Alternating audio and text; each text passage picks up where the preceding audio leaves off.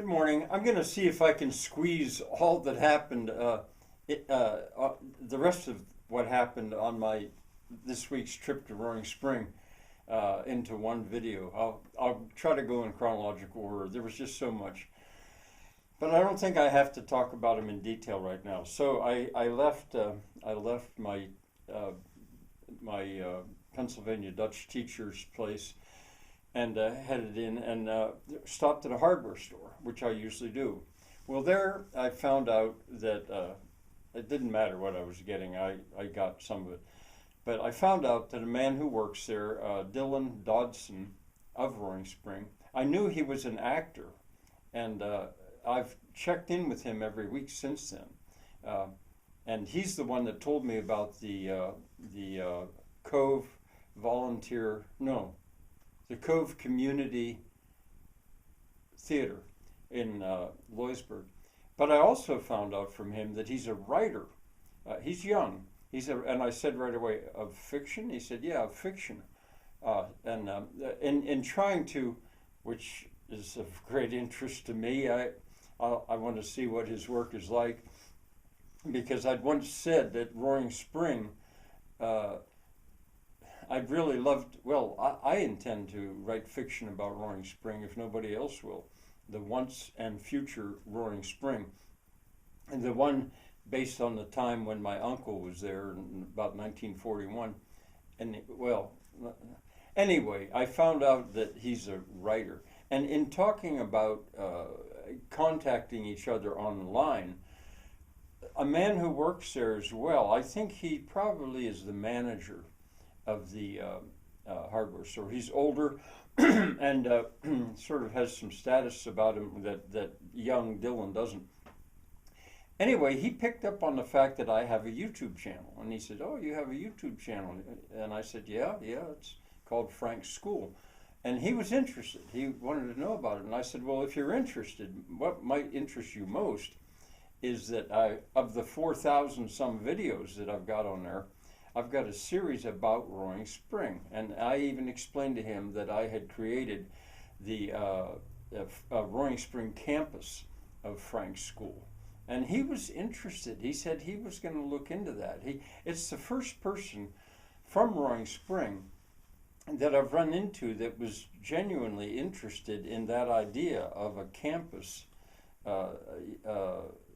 Roaring Spring as a campus of any kind of school. So that was kind of big news. Well, then I went on and I stopped at the meat market, which was a normal stop of mine. Went down to the post office to explain about a package coming back from Brazil and why, and they explained that, well, it was rejected at customs. I couldn't figure out why. But up above, there's a painting. And I asked him, since I was there anyway, I said, do people ever notice that painting up there? It's on a wall. And he said, yeah, they do. Well, it's a painting of the Gap, McKee Gap, basically from Cemetery Hill, or maybe further back, a farm up there, looking down at the Gap.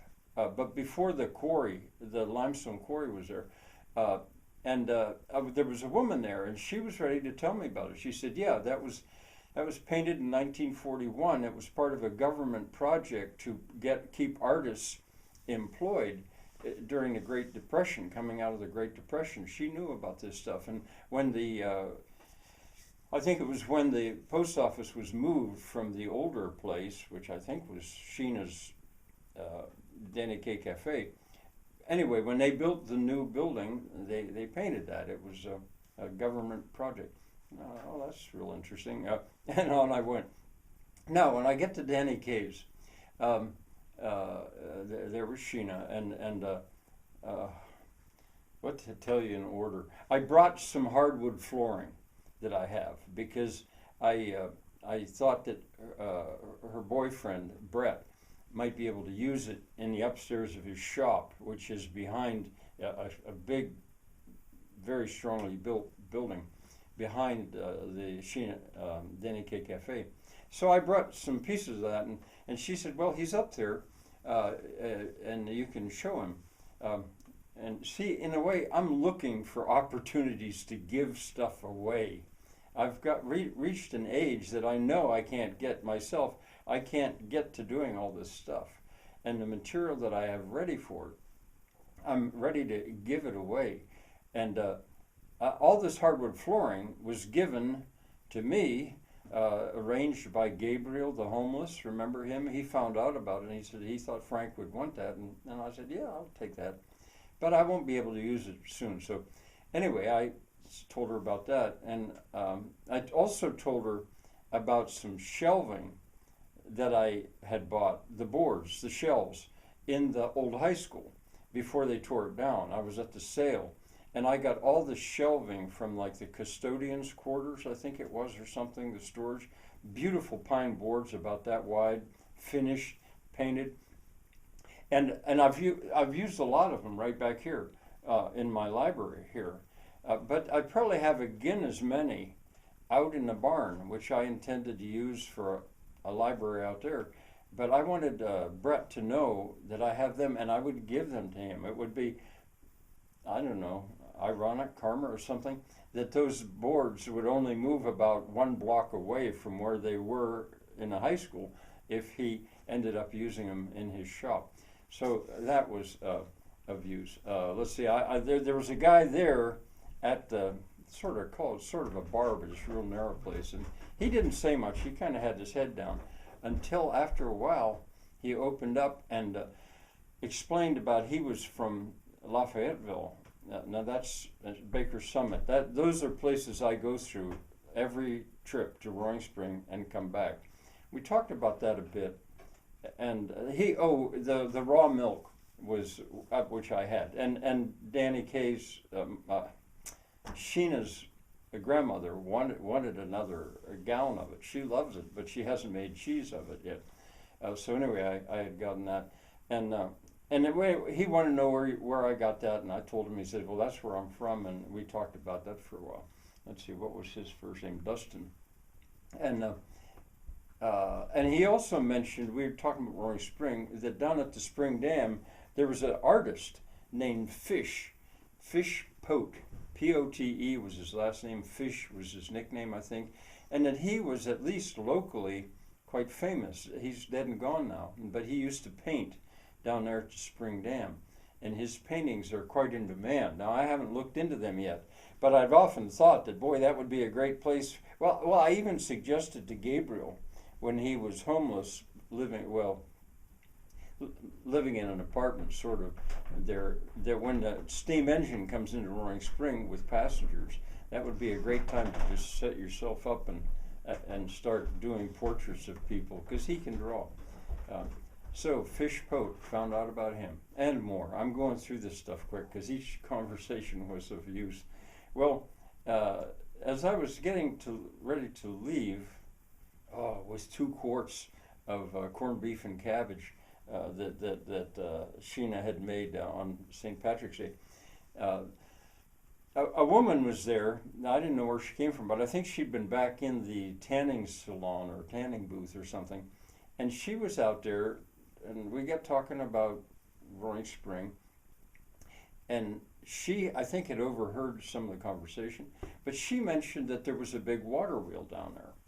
Well, of course, I knew there was, but where she was explaining it was a little different. It took me a little bit to realize that she was talking about the one at D.M. Bear Grist Mill. But she said she remembered as a little girl playing on it, walking on the water wheel. Now the whole building had been torn down, and even my Pennsylvania Dutch teacher, who's 82 and was part of the tearing down, he didn't know what became of the wheel. So she actually remembered not only the wheel, but as a child walking on that wheel. Probably it was already out of use. Well, that was kind of a big deal. I go back to the shop where Brett is, and he wasn't there at first, but he came before I left, and he said, yeah, he liked the sound of that wood, and I found another place to give something away. But let me go back into Danny Kaye's Cafe, because I found out that Sheena is the one who owns the lot right across from it, which is intended for parking, probably. I thought it was her mother that owned it. And she said her mother's name is on it as well, but she's the one that owns that. And she's the one that I've been trying to convince to let me give a stage to in order to put on Shakespearean plays there. I've been slow about doing that because I didn't want to throw it on her all at once.